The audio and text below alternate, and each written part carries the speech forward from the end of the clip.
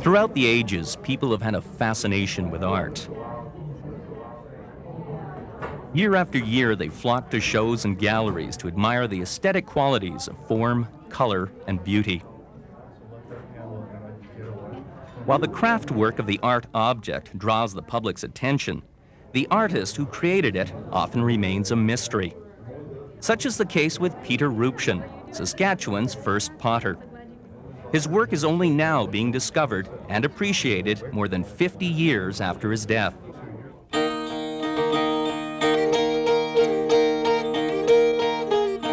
Peter Rupchan was born in 1883 in the village of Molodaya in Ukraine. At the age of 21, he immigrated to Canada to pursue a dream.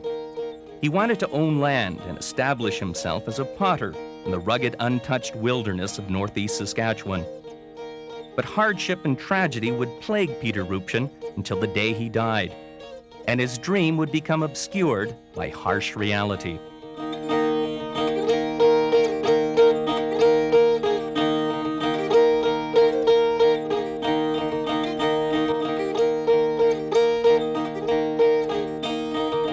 In 1905, Peter Rupchan arrived in Canada. He was one of more than 500,000 Ukrainians who migrated to the prairies at the turn of the century. They came in search of land, freedom, and a new beginning. The majority would become farmers or find work on the railways and in the lumber industry. Like most of his countrymen and women, Rupchan left behind a life of oppression, poverty, and uncertainty.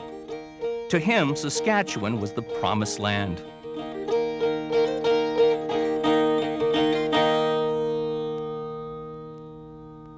This country is huge. There is enough space for all of us to live in freedom. I will work hard, and soon I will have my own land. Then I will set up my pottery shop. All these new families will need crocks and pots to cook in. My business will be good, and I will prosper. Within a year, Peter had found a wife, Safta. They built a simple log house and became the first homesteaders in a harsh and isolated part of the province. The nearest town was 60 miles to the south. A thickly wooded countryside and rolling hills along the river reminded Peter of his homeland. For the next 4 years, he worked hard at improving his land and raising a family. At the same time, he searched tirelessly for the perfect clay to make his pots. He spent every spare moment wandering through the region, testing the soil, usually coming home empty-handed.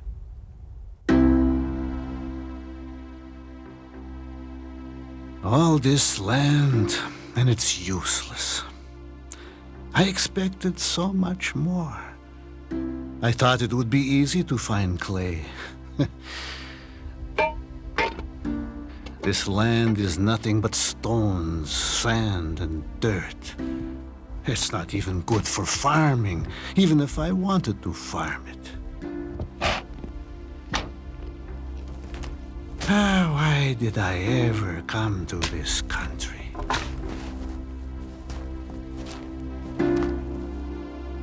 Everything about Peter's dream was falling apart, and his frustrations grew. He was ridiculed by neighbors and family for his obsession with pottery. He lost his homestead through bad management and lack of money. 5 of his 13 children died from flu epidemics. As their living conditions worsened, so did Peter and Safta's marriage. She insisted he give up pottery and farm to earn an income, but he couldn't face a future without pottery.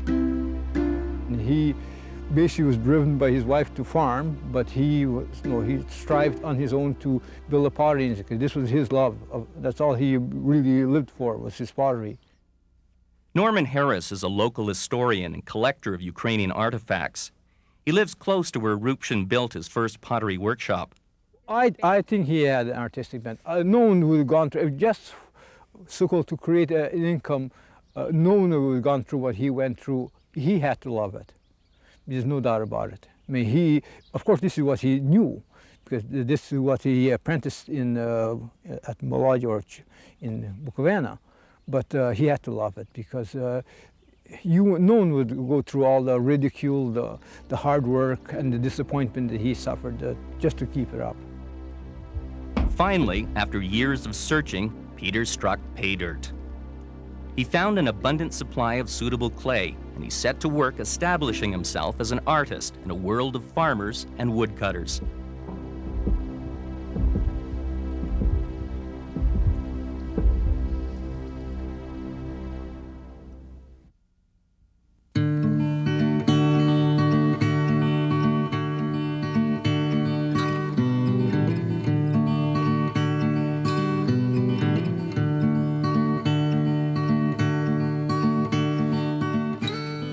As a young boy, Peter Rupchan learned his craft from a master potter in Ukraine. For 13 years, he honed his skills and became passionate about working with clay. I love the feel of damp clay in my hands. It rises like magic beneath my fingers as I form it into any shape I desire. I can't describe the feelings I have when I'm working, but nothing gives me greater joy or deeper satisfaction than this.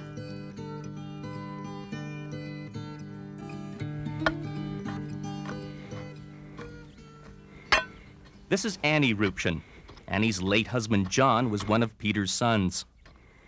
She remembers her father-in-law's obsession with pottery was so great, often he wouldn't stop to eat. Do you know, he come to my house here, Dad, and he says exactly was dinner time. You know, I had something to eat for John. And that's all he brought, a little dry bread and water. And I said to him, no, I said, you know, you come and eat with us. He said, no, I don't want to eat. He said, I'll have water and bread. And I said, no, I said to him, Dad, you come, because there's potatoes, there's meat, and there, let's come on and have supper. He didn't want to eat my meals, he wanted to eat his meals. Do you imagine to live all day working and eating or drinking water and dry bread? Well, nobody would do that now, eh? You got to have good sandwiches now to give for them, yeah? Ralph Jarodsky is an art teacher and antique dealer in Kenora. He has long been an admirer and collector of Rupchan's work. When I look at Peter Rupchan's pottery, I see it as, I try to look at the type of person or the artist himself and try to imagine what he had been like. And he displayed so many characteristics of a creative person. He was very determined, and he would not give up, even though a lot of obstacles were against him.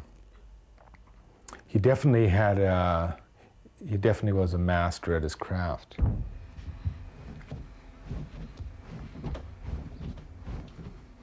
Mastering his craft in a new environment wasn't an easy task. Perhaps the greatest drawback he faced was loneliness. Saskatchewan in the early 1900s didn't have a pottery industry. Rupchan found himself totally isolated from other potters and craftspeople. Saskatchewan potter Zach Dietrich understands the importance of having other artists around for inspiration. Working in isolation, you have very little chance of seeing other work and getting ideas, you know, to change your styles or to change your work. And it's very hard, especially if you're the only one like that, like he was. It would be almost impossible to explain what you were doing to other people. And I think that was part of the reason why he was considered such an eccentric and oddball, because nobody could relate to what he was doing. He probably was a genius in his time because he had all odds going against him. I mean, he was living in a community where there was predominantly farmers and lumbermen, and he was doing something completely against the grain. And I think he had to have a lot of guts to be able to do something like that. Am I the only one who sees the pleasure of this? I can take simple clay from the earth and turn it into something of great beauty and value. Yet, nobody understands why I do this. I'm not sure I know why either, but I know the feelings come from deep inside me. Poverty was an obstacle Peter faced every day of his life. He found it almost impossible to feed his large family and run a farm and pottery business, all in less than $100 a year. He often scrounged through garbage dumps looking for anything he could use in his pottery. Pieces of glass, copper, and iron could be crushed and melted for use in glazes. For him, dumps were a source of materials and inspiration. He would like to see what people were buying, what type of earthware they were breaking, and he would try to copy it. He also collected batteries and used the lead out of the batteries.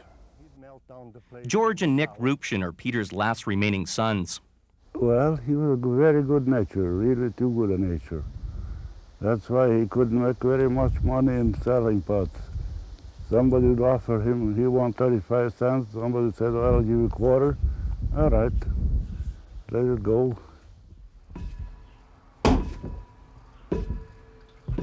I never seen my dad go to bed at night to rest, and I never ever caught him getting up in the morning. He was gone before I'd get up. When he ran to his work, he was so interested with his pottery work. Yes, he loved that very much. Yeah, he wouldn't even have time to stop. He liked it. He was running to his work. We went to Mother's, and she made dinner. So Mother said to Arthur, you go and tell Dad to come have dinner. And he says, no, he says, you eat, I'll come later. He never came. I went home with John, he never came to have dinner. He was so interested with his job, you know. He didn't care if he eats or not. He was so, you know, loved his job so much, yeah.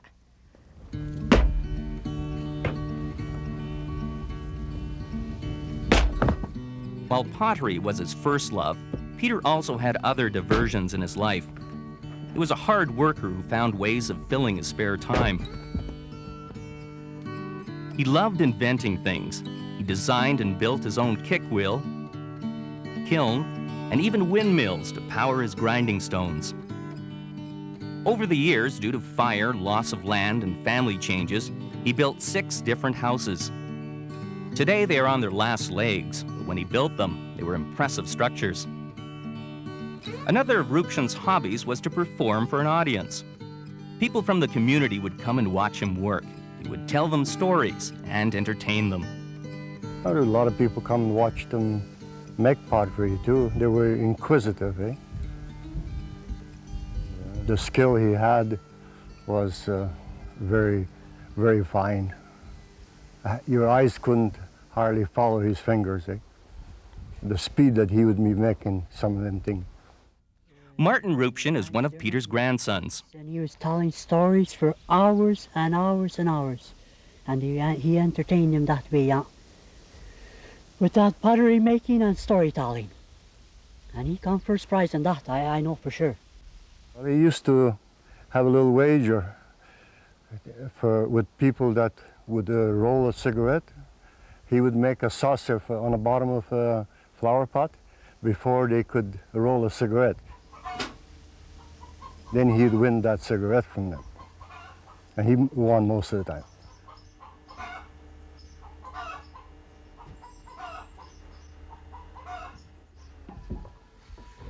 Several times a year, when Peter had built up a good inventory of pots, he would load up his wagon and travel the district selling them to farmers and townspeople.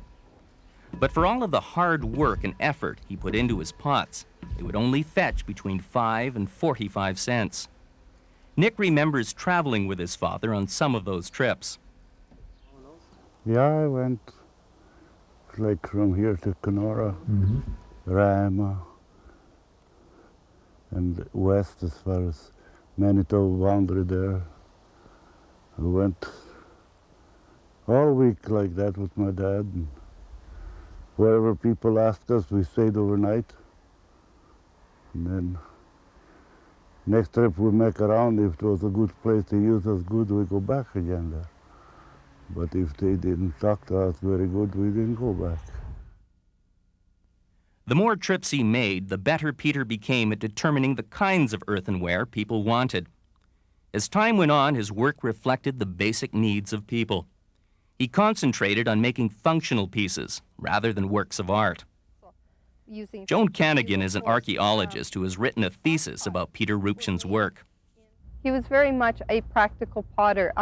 Some of the things he made were what we would call artistic now, but I don't believe at the time that he was producing them as an art.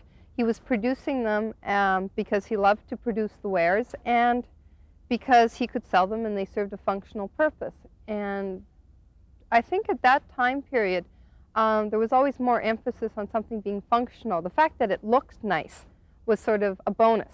It was more important that you could use it for something because people didn't have a lot of money to spend on things that just looked nice. They had to be useful. Some of the best selling material stuff we had was a makitra, a horse chock, and the crocks. These are the stuff that sold best out here. A makitra is for grinding poppies, and he would.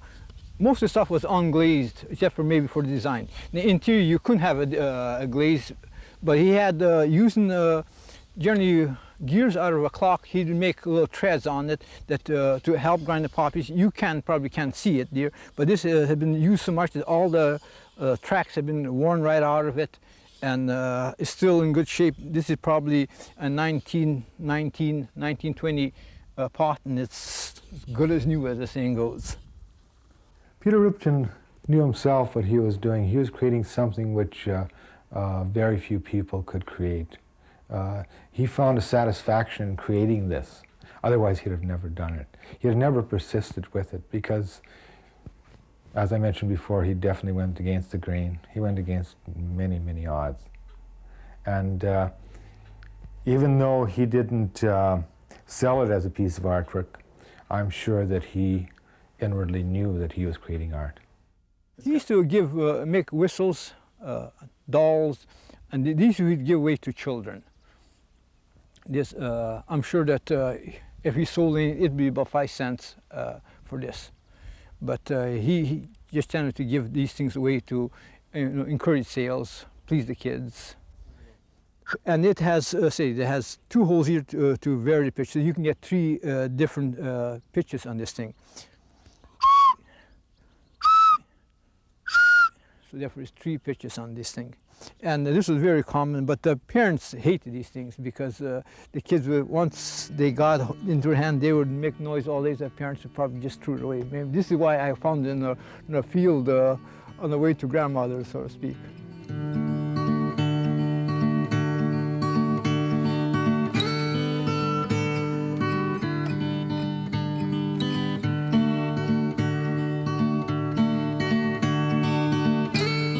While Peter was creating his pottery, he was often ridiculed and generally ignored.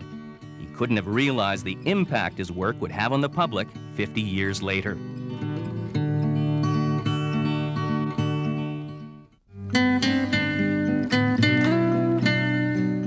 Today, Peter Rupchan's creations are considered works of art. They are in private collections across the country.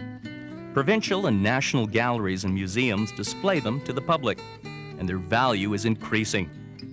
Pots that he originally sold for 20 cents now sell for hundreds of dollars at auctions and art shows. And experts agree on their historical and cultural importance. In terms of cultural heritage, they have a very important lasting value. They provide insight into the type of conditions that were being dealt with in Saskatchewan during the Depression, the 30s and the 40s. They give us sort of an insight into what was necessary in order to survive and the ingenuity of people to deal with, with the Depression, with the crop failures, finding other means of supporting their families and providing an income. He's very important as a historical person that came to the province and set up a pottery from nothing, and dug his own clay and made his own kiln and fired his pots and sold them. I am amazed and humbled by the attention my pottery is receiving today. Who would have thought it would have come to this? The museums, art galleries, the money. If only I had been born 50 years later, who knows what I could have accomplished? It would have been wonderful to work for people who understood my art. I only wish more people would have shared my dreams and goals.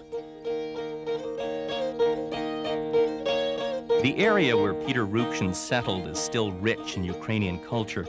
Towns like Endeavour, Kenora, and Usherville are proud of their ethnic roots. For Norman Harris, the growing popularity of Peter Rupchan's work will help other people understand Ukrainian heritage. Yeah, I'm sure it's say 65% of the population is still of Ukrainian descent. But you know how it is that people through mixed marriages and people tend to want to be Canadians. So people tend to have forgotten their so-called their rich culture, Ukrainian. Because it's kind of sad because Ukrainian culture is in my opinion, one of the best actually. You see, it has a rich culture, the music, the dancing, the embroidery, the Easter eggs, the language, the songs. It's one of, in my opinion, one of the best. Peter Rupchan lived and worked in Saskatchewan for 40 years. Life for him was never easy, but he persevered. He somehow managed to lead his own life until the day he met his untimely death. Throughout Peter Rupchan's life, they wanted him, especially his wife, she wanted him to farm, and she wanted him to do things like the other men in the community were doing and the way they were earning a living. And he never did seem quite in tune with the agricultural sector of the community or the lumbering sector of the community. And ironically, the way he died with a fallen tree. So he never was really in tune with what he was doing when he died. He went to see his sons that were cutting wood in the bush, and so he went to help him. And while these guys were cutting trees, he, instead of high call, when they fell a tree, instead of moving away, he went in the wrong direction, and actually a tree fell on him, and he was killed with a tree killing him. And by actually, so his sons actually killed their own father by dropping the tree on top of him. When Peter Rupchan came to Canada, he had nothing but a dream. He fought against incredible odds to achieve that dream. And finally, more than half a century later, he's receiving recognition for his talent. Today, he's considered a folk hero by some, a genius by others. And he leaves behind a lasting legacy. He had accomplished, in my opinion, something that very few people managed to do. That he, in our humble beginnings, or so, he will be remembered probably for a couple of 100 years if Canada stays together. That as an accomplished potter that did wonders out in the bush here. For the culture that he was working in and the type of conditions he had to deal with, yes, he was very much a genius in what he was able to produce and the way he was able to solve problems through various innovations. He had to be a great man. He had to be. Because I don't think there are many people who could go out with absolutely nothing and go out and find the clay, build a kiln, build a potter's wheel, and invent things to grind up the clay to make his own glazes, like Peter Rupchan did. You know, he was just an unbelievable person. The amount of energy he had is unbelievable to me when I think of, all he accomplished in those years. Yes, I have a tremendous amount of respect for what he did, and I think he's, an amazing person.